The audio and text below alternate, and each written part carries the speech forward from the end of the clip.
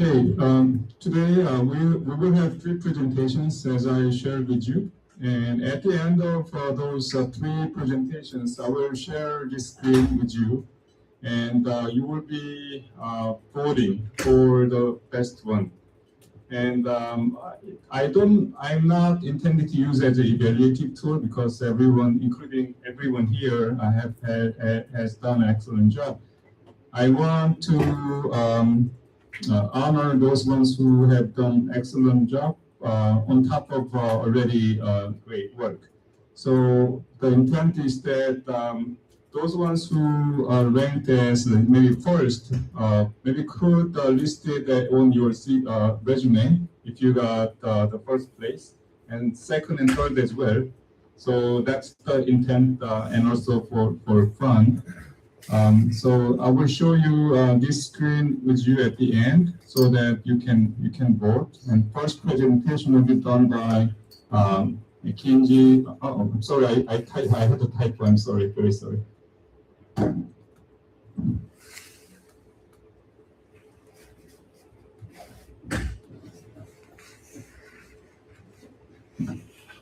Yeah, this will be the one.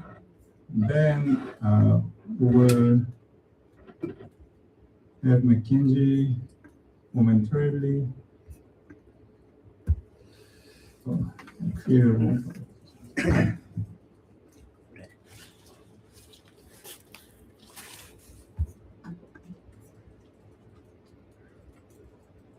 Bear with me for.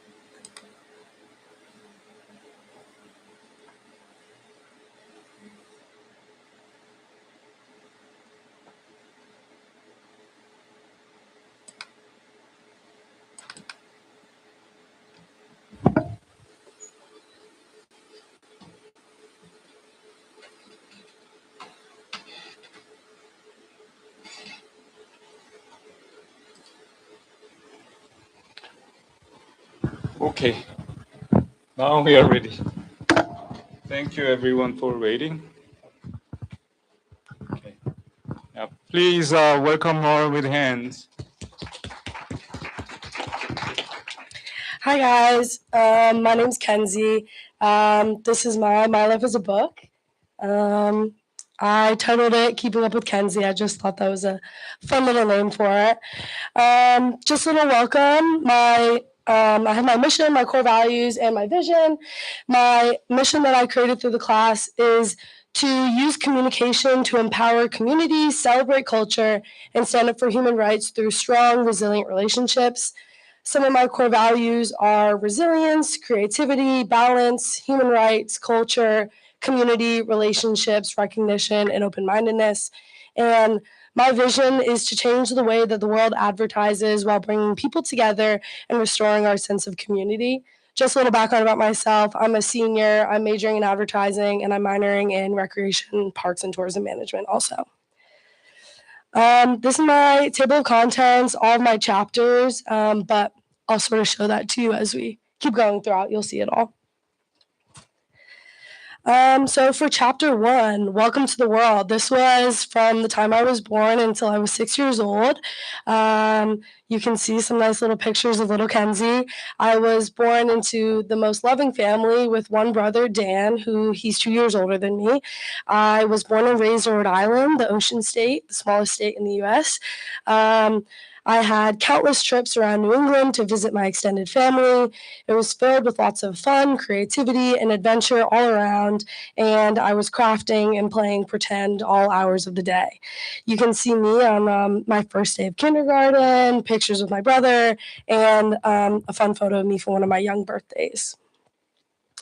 Chapter 2, Just Taking in the Joys of Life. I put this for ages 6 to 14. I had 3 big sort of pillars in my life at this time: soccer, friends and family, and finding my Jewish identity. For soccer, competitive soccer shaped my entire life outside of school and family. This consisted of long practices, weekends away at tournaments, creating lifelong bonds, and it's what really taught me what hard work was. Next was my friends and family. I spent lots of time with all my neighborhood friends and all my family. I still loved all my different creative outlets with my friends and family. My next big thing was finding my Jewish identity. When I was in the 3rd grade, I joined Temple Bethel in Providence, Rhode Island, and I immediately felt connected to my Jewish faith and community. I felt like I found a missing piece of my identity. While I was here, I learned Hebrew, I studied for, and I had my bat mitzvah. Then I continued my Jewish education, and I was introduced to youth group. And here you can see me at a father-daughter dance, busting a move, with my grandfather, one of my biggest supporters at my first soccer championship where we won our town championship. We had a little dance recital, Jewish summer camp, and of course I'm a Boston fan for life. The Red Sox aren't too good right now, but that's okay. Chapter 3, Becoming Myself, ages 14 to 18. This was when I started high school, and I absolutely loved it. I played soccer for my high school and for my competitive team, FC Stars. I became extremely involved in Jewish Youth Group, the National Federation of Temple Youth, NIFTY. I held multiple leadership positions, and I was on NIFTY Northeast Regional Board my senior year. I was also committed to Cumberland High School student government. I was our class president and our school social media manager. Through that, I found my love for social media management and graphic design. Then COVID hit during my sophomore year, which completely halted my entire world, as it did for all of us. During this time, I spent lots of time with my family before my brother went off to college. It was his senior year. Then I began my college search and planning my future. I was super sad to leave everything that I had ever known.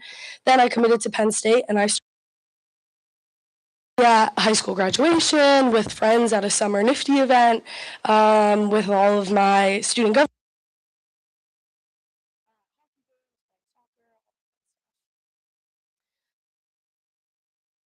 ages 18 to 21, where I am now. Here I'm a full-time Penn State student, living away from home for the first time, learning a completely new life. During this time, I was learning about myself, my interests, my motivations, my values, and how to be successful. I was becoming much more career-focused and figuring out my niche within advertising. I completed multiple internships, strengthening my career-based skills. I joined Sigma Kappa. I dove into improv comedy with Derby Troupe, becoming the social media manager and president. I also joined the women's rugby team. I learned a new sport, and then I ended up running the team's social accounts, and then just preparing for life post-grad after Penn State. You can see me at Whiteout, me with my family at a game, one of my internships I had, friends back home, and at a comedy show. From here, present as if you've accomplished everything, okay? Okay. All right. Chapter 5, next is my early adulthood, ages 21 to 28. During this time, I worked in the experiential marketing field. I planned and executed events with emotional connection and impact.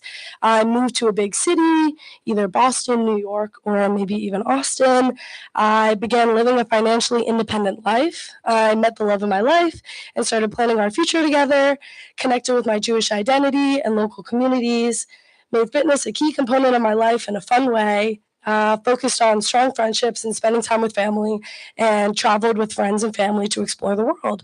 I just wanted to show sort of excelling in my career, purchasing new homes, places to live, traveling, all that fun stuff. Chapter 6, family fun time, ages 28 to 40.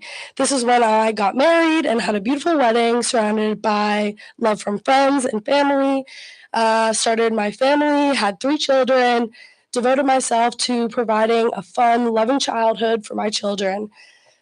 During this time, I also moved into a house and adopted a pet dog, continued excelling in my career and got a promotion, planned family vacations, gave back to my communities, Penn State, Rhode Island, Jewish youth, became heavily involved in the local temple, became a well-known member, and enrolled my children in religious school as they began preparing for their B'nai Mitzvahs.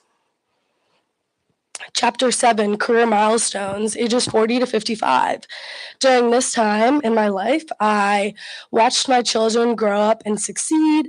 I cheered my children on in their sports games and matches, created a welcoming, safe space for my children and their friends, helped my children with their college application process, sent my children off to great colleges all around the country, continued to excel in my career, planned and produced some of the largest, most successful experiential advertising campaigns, and traveled for work, kept the love strong in my marriage with my husband, focused on mentally and physically bettering myself, and stayed active and healthy.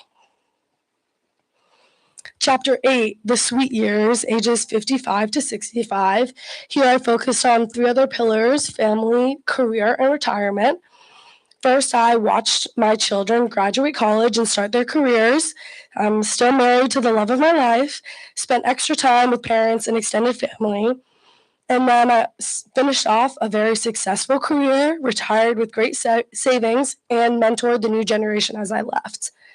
And for retirement, I started exploring the world and lived freely, spent lots of time with my husband and friends, got back into the hobbies I enjoyed throughout my life, and spent lots of time outside in the sun and at the beach because that's where I'm my happiest.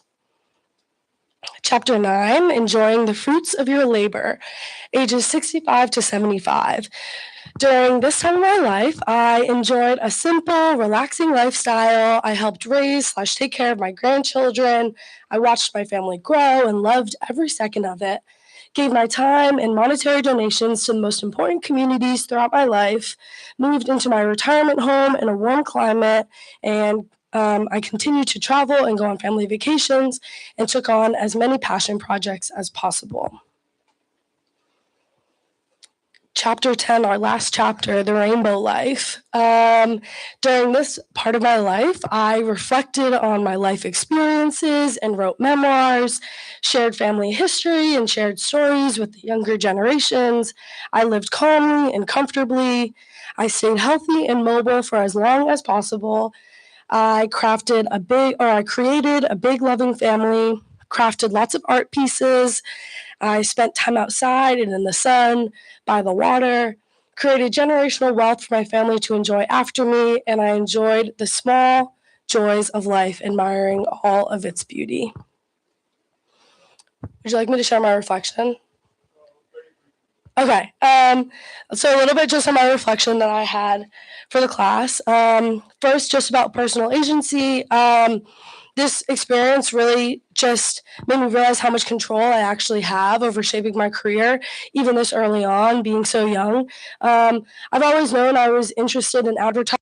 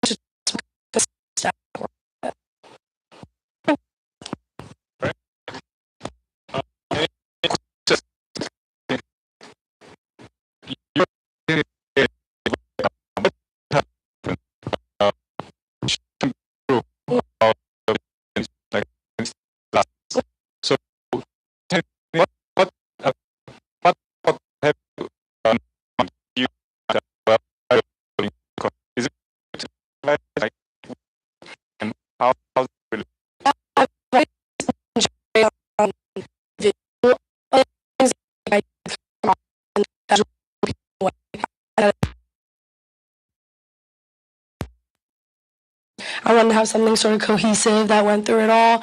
And because of advertising, I've sort of learned how important the visuals are and everything. Mm-hmm. And I thought that it would just like sort of help everything come across better, be cohesive.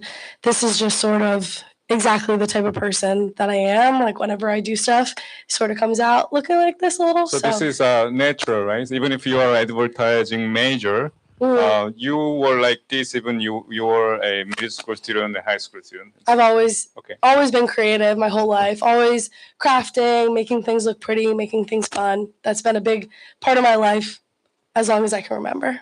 Great. Thank you. Thanks so much. All right. Grace, you're up.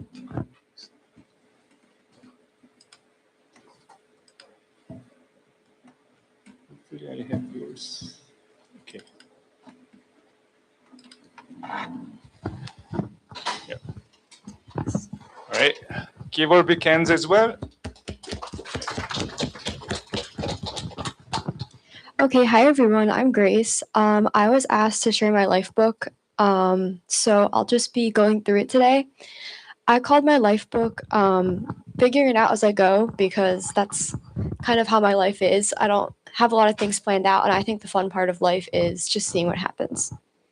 Do I use this to click it? Maybe you can use a keyboard. Oh, sorry. Yeah.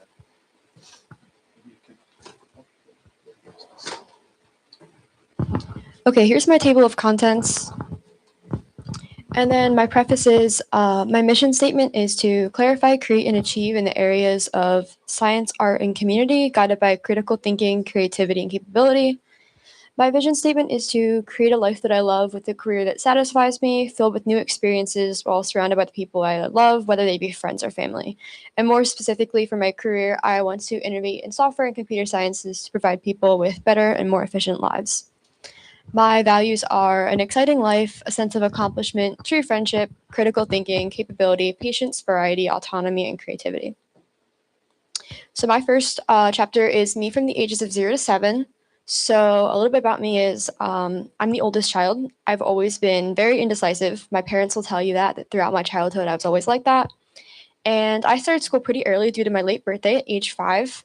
During this time, I was obsessed with Pixar's movie Cars, and I was also obsessed with wearing hats. I was always wearing one. So here's a few pictures from, I guess, that time. I met my best friend when we were both 2, and we're still inseparable to this day.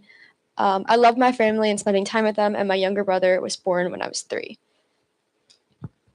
So the second chapter is more about my life when I went to cyber school. So a lot of my friends at this time were homeschooled, and I really wanted to be too. I wanted to be able to, have more free time and stuff. And my parents have always been super supportive of me doing really whatever's best for me with my education. So when I was in 3rd grade, I started cyber school, and it was pretty cool to be in cyber school. It gave me a lot of really cool opportunities. I was able to do a lot of traveling during this time.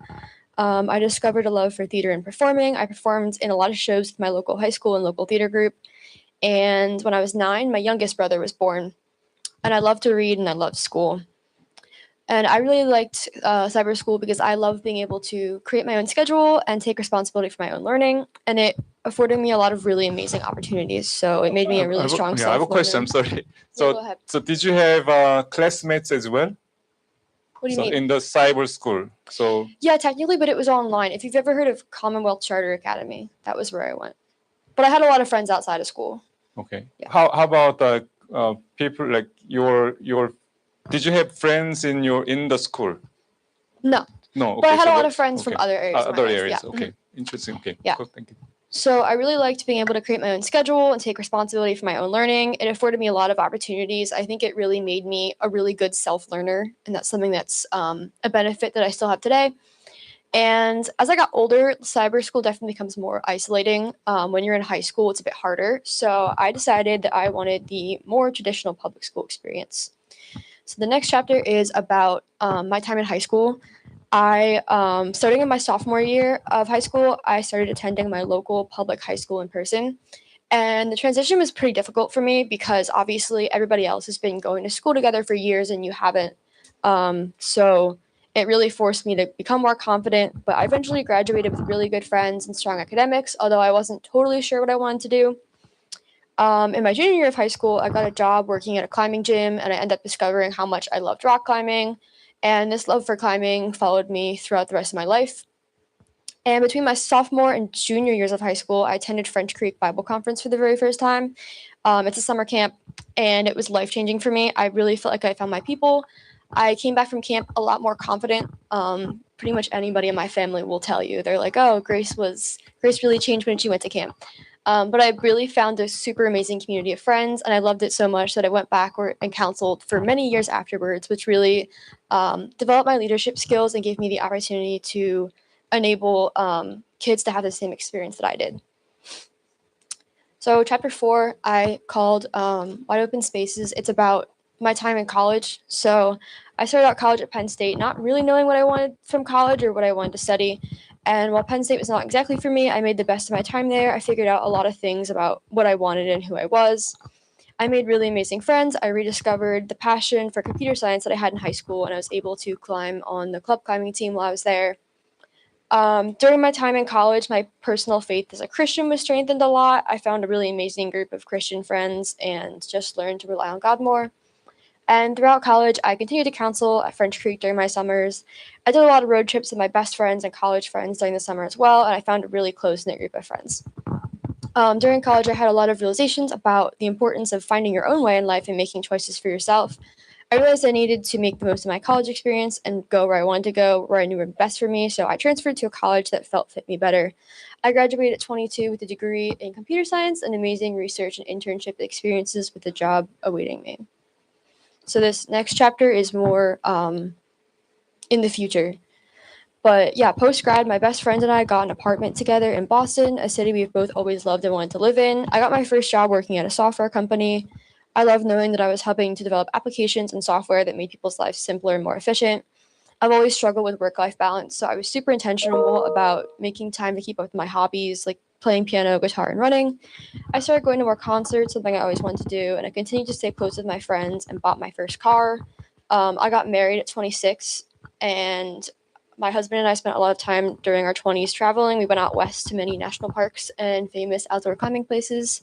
I accomplished my lifelong goal of going to Yosemite, which has always been a big dream of mine.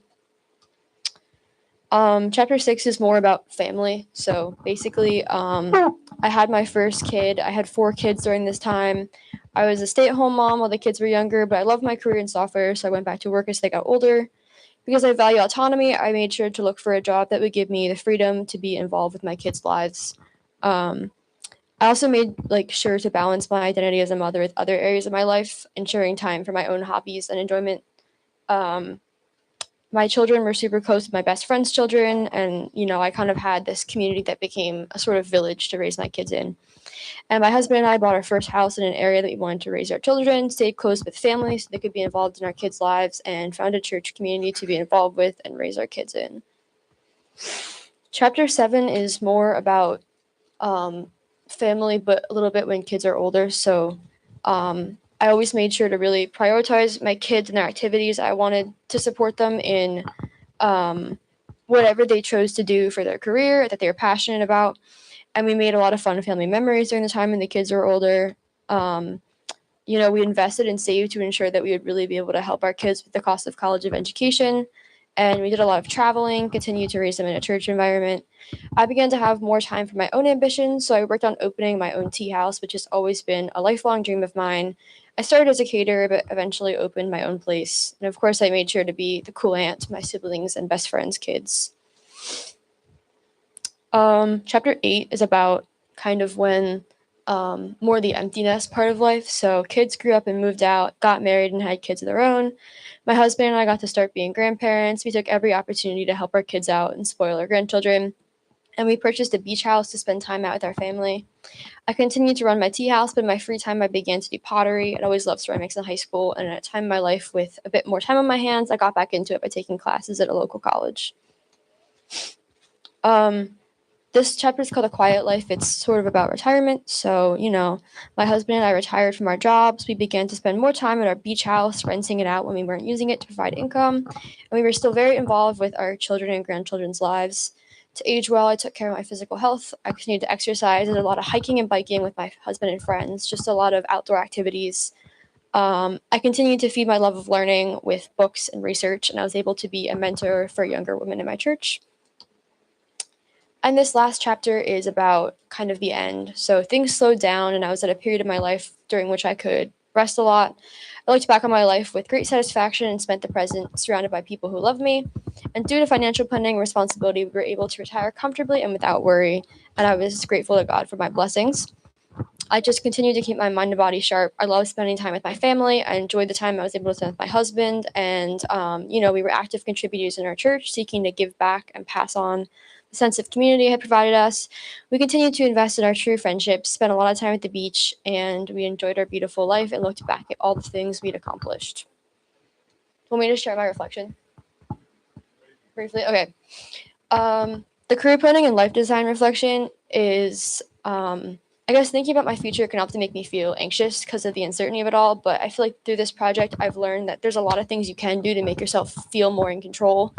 It is your life and you can make it the way you want it. So obviously you have to do that by actively making choices for yourself and not through indecision or the opinions of others deciding for us. And by making choices that are, in line with our career plans and our goals, we can eventually obtain those things. Initially, the team project component of this course seemed overwhelming because of all the things that are required. But working together as a team made me realize how much more can be accomplished, when everyone works together versus just one person. So, when we take collective agency, everyone taking a bunch of small steps, we can achieve something a lot bigger.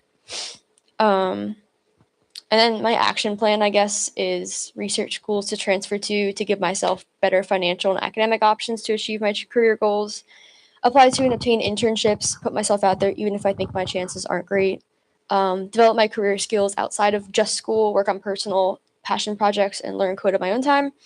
And I really want to be proactive in planning and going for experiences that I want to have, fun times with my friends, traveling, work experiences, places that I want to move to later in life. And then this second section of action plan is more like life guidelines and behavior rather than specific things. So I just want to make sure that I value and put effort into my personal relationships and connections. I want to make choices based on what I want. I want to make choices that ensure financial freedom. And I want to make time for my hobbies so that I balance work and personal life and that I take action towards my dreams rather than just thinking about them. That's it. Okay, great. Thank you. Any questions? When do you plan to graduate? When do I plan to graduate? Yeah. 2029. Wow. Okay. Are you freshman or I'm a something? freshman, yeah. Freshman. Wow. Okay. Cool. Great. Congratulations. All right. Okay. Now we are moving on to Mark.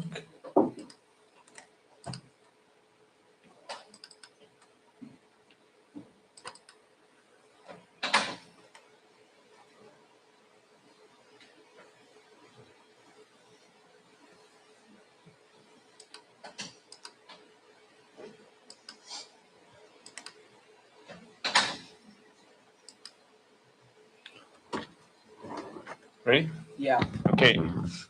Let's. Oh, welcome sorry. Mark here. Okay. Give him hand.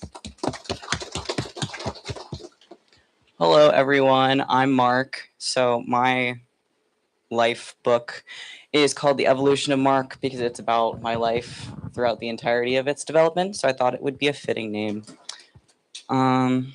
Okay, cool.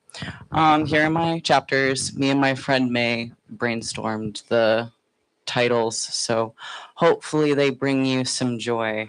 All right, my mission is to communicate, advocate, and push for change in support of accessibility, diversity, and human rights while being authentic, assertive, ethical, and empathetic.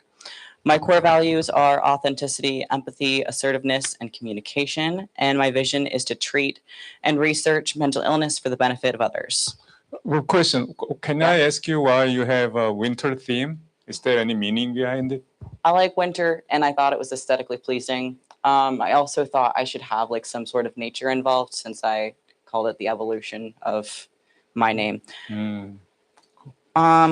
And then here is from birth to 11 years old. I'm just kind of squishing all of the early childhood years into one. I was born in Colorado and moved here when I was 3 years old. I've lived in State College all of my life pretty much. I was pretty outgoing as a kid. I was told I don't really remember that. But then I became more reserved in elementary school. I started ballet specifically at 6 years old because my mom is a dance teacher. I played violin from 6 to 11, and then I quit because everyone in my violin class was better than me, even though I'd been doing it for several years. And I really liked school. My favorite subjects were music and reading. I liked choir, to be clear. I did not like violin. And I read a lot of the Magic Treehouse books. So, yeah. Here are pictures of me during this time of life.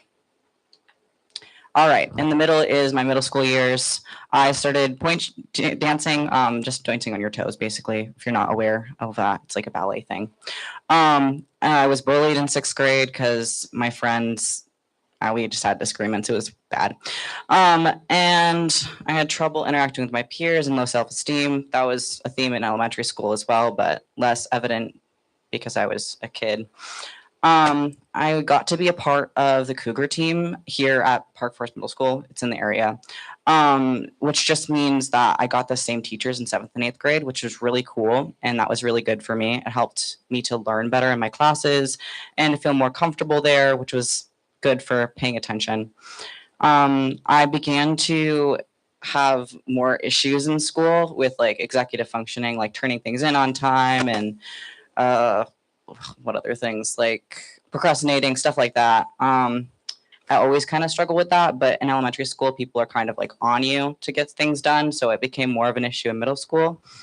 I went to an extreme youth group, which is at Harvest Fields. It's also kind of in the area. And there I learned about Grace Prep from somebody who attended the youth group. And I was really socially anxious. So I thought that the State College Area High School has like, I think, over 1,000 students in attendance. So I thought that would be a little bit overwhelming. So I chose to go there instead. Grace Prep High School is like 60 students, I think. I think today they have 70 going there currently. But when I was in attendance, it was like 60, and then they kept kind of going down and down as the years progressed, probably because of COVID. Here's some middle school photos. Some more. All right. This is childhood nightcap, my high school years at Grace Prep. I didn't really connect with anyone for the first 2 months, but then after like getting to know everyone, I felt really safe there. It was really nice. It was good for me to like have like consistency and not a bunch of people milling around. I think I became really confident there, and I got to build some skills through my senior project. I presented in front of a lot of people for a lot of different things in my project. So that was really helpful. Like I learned how to be more comfortable in general. And I worked through a lot of the social anxiety that I used to have. Like in middle school and in the beginning of high school, I would have never been able to present in front of a room like this without freaking out. I would like have panic attacks and stuff. Anyways, so I did my senior project on motivation, which was like an integral part of like me finding out what I actually wanted to do for my career. I was assigned to read this book called Feeling Good, which is a book about cognitive behavioral therapy. And I got the opportunity to teach a couple of classes to my peers on those exercises, which is what got me really interested in psychology in the first place. So yeah, that was really cool. I mean, my project was on motivation, so I was kind of confused at first as to why I was assigned to read that, but really thankful now, because otherwise I don't really know if I would have gone this direction. I'm very interested in psychology. I graduated with a 4.0, which I'm pretty proud of because it was really hard to keep everything in order. I later was diagnosed with ADHD, which makes sense because I find it really difficult to turn things in on time and like organize everything, finish projects, stuff like that. Here are some pictures from me in high school. I entitled this Out in the Wild because I transferred from Houghton University to here.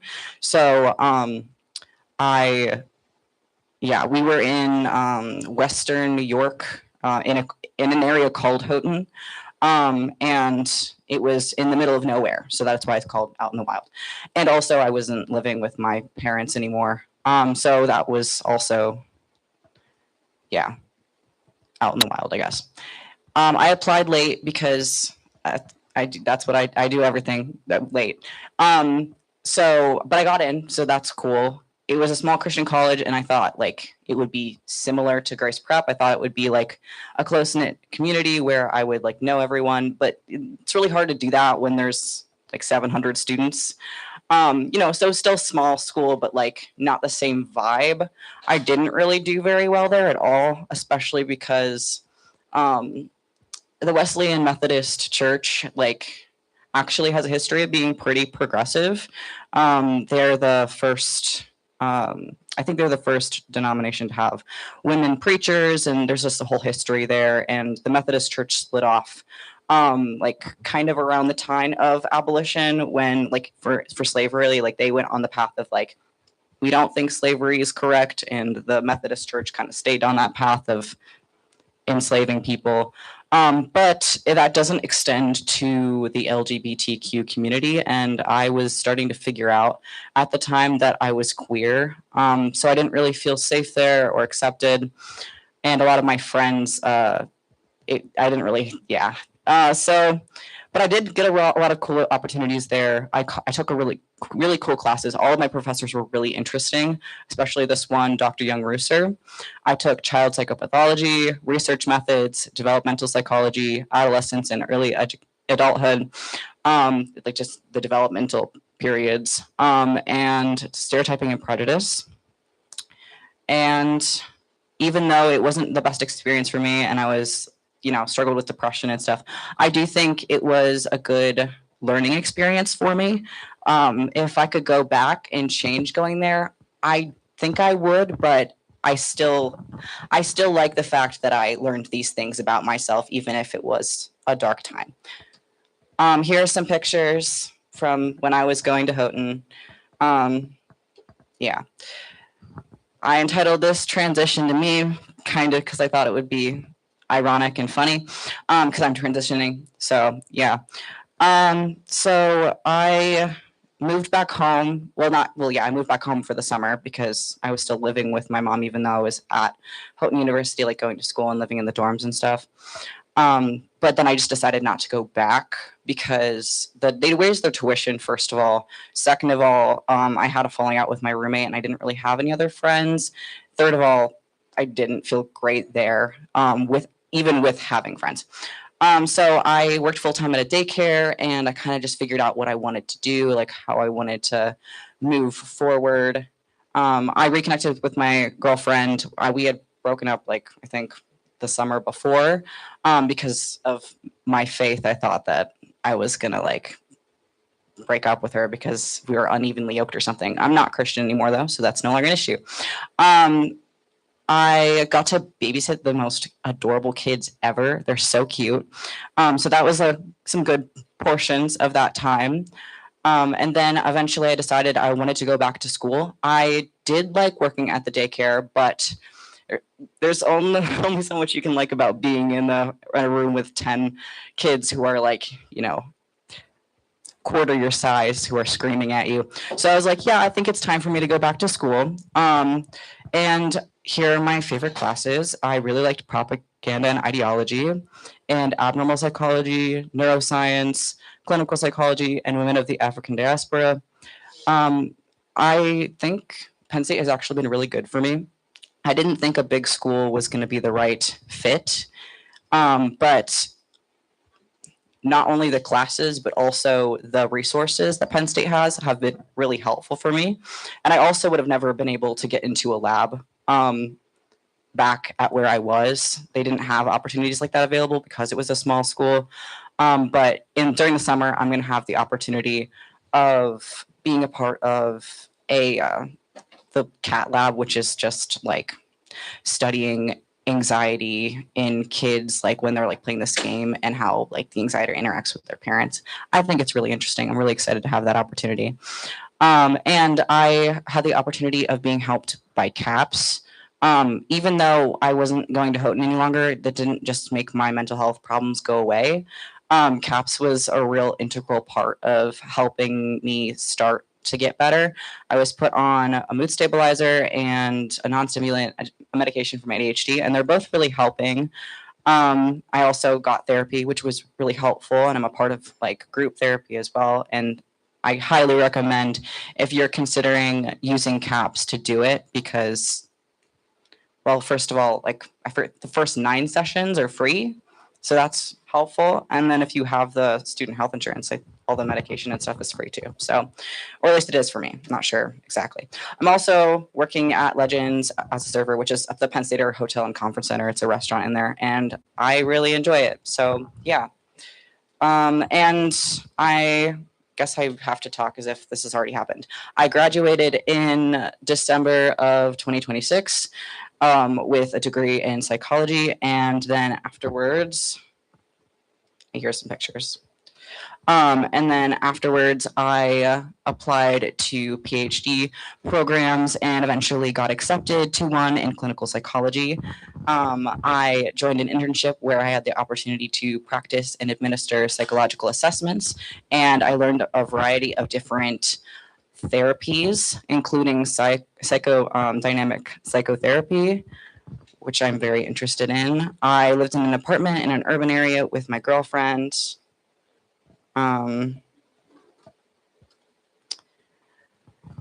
Joining Capitalism and Parenting Time, age 33 to 43, I became a clinical psychologist and adjusted to this role with grace. I was certified in places where I plan to live. So, like, I'm not exactly sure where I plan to live, but I plan to take the tests and do the certain things so that I can kind of have flexibility with where I go. I deepened my relationships with my loved ones during this stage, and I moved to be closer to friends and family. I didn't get married, but I was in a long-term committed relationship, and we fostered children and eventually adopted them, and we provided a safe and loving home. The final stretch, age 44 to 54. These were my final years working full time. I felt confident in my ability as a clinical psychologist. I started teaching as a professor in clinical psychology, and I was involved in research by running a lab at a university that I taught in. I made enough money to and budgeted accordingly to put my children through college, and I continued to prioritize my loved ones. Leisurely life, age 55 to 65. I was still working part-time, but less and less as I approached 65. I kept a couple of clients and still taught as an adjunct professor. With my free time, I was able to help my children raise their children and babysit and support them financially, go on lots of walks with my loved ones and see my friends, get coffee and stuff like that. The last vacation / on my deathbed, age 66 and over. My main focus during this time was my loved ones and to guide my children in their various stages of life. I visited my grandchildren regularly, even more now that I wasn't working. I was no longer working, but I stayed up to date on the new innovations in clinical psychology, kept up with the research, and continued to stay in touch with colleagues and people still working in the field. I focused on my hobbies more. I was able to crochet a lot of cool things and visit a lot of cool nature sites, go on hikes as long as my body allowed. And yeah, I was satisfied with where my life was at. All right.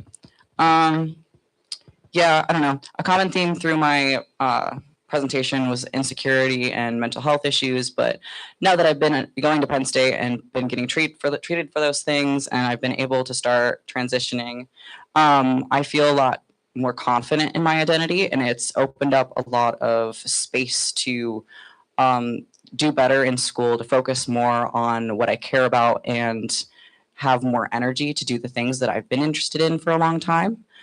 And I'm excited to see where my life goes now that I have a lot of these things under control. My group project was pretty cool. I was glad to have the opportunity to use my strengths and to see the strengths of my group members. We communicated very well, and the work was split evenly. No one had too much work, and no one was slacking off. And I think it was a good learning experience overall. My plan, I said that I was just going to go straight to my PhD, but my actual plan is that I'm going to try to get some experience. I'm graduating in December, so I won't be graduating in the summer and then going to a grad school program the next semester. I'll at least have a semester off. My plan is to work as a behavioral technician or a research assistant to get experience and then apply to master's programs, because I think practicing the skills that I would need in a PhD would be helpful before committing to that, because it's a process and it's difficult and it's not easy. And I think that would be good for me. Yeah, thank you for listening. Great. Thank you so much. You've been experimenting with your life with courage. That's all I can say. Great.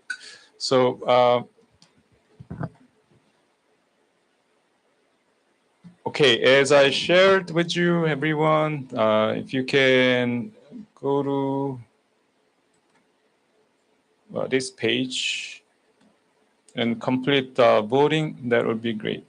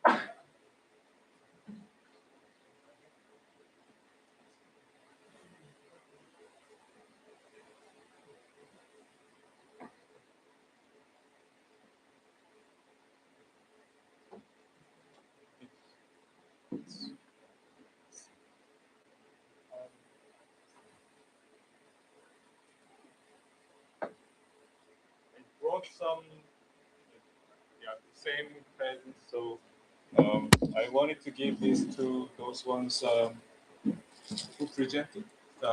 So maybe first Mark. So these are notes from College of Education. So yeah.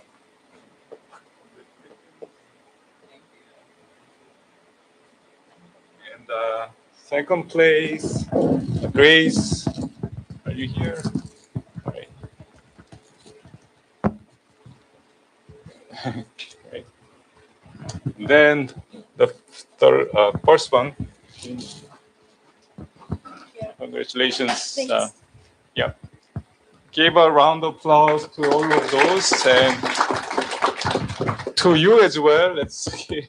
Everyone's story is unique and everyone's is worth words to be respected and also to be heard. So that's what I wanted to say. Here it's 4:10. At the end of the semester, professors get evaluated as well, and sometimes we don't get much reactions or participation. Then even after teaching for a semester, then if we don't get a lot of participation, then our efforts are not recognized fairly. So if you can go to our announcement or your email, and there's a CQ. So that's course evaluation. So if you can take a moment, because we have time, and go to this URL and complete it. And TAs and myself will be outside because you will be evaluating the course. So if you can complete it, that would be great. And there are a few other announcements here. So if you are in the AI group, please complete the third survey. So you've completed the survey twice. Please complete the third one if you have time today, but otherwise I will give another time this Thursday as well. So please make sure to complete the course evaluation. And after 10 minutes or so, I will come back to wrap this up. But if you are done, you may leave. All right, thank you, everyone.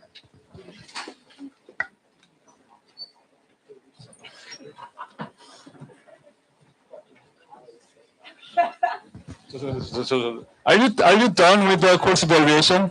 Yeah, please help. Please help.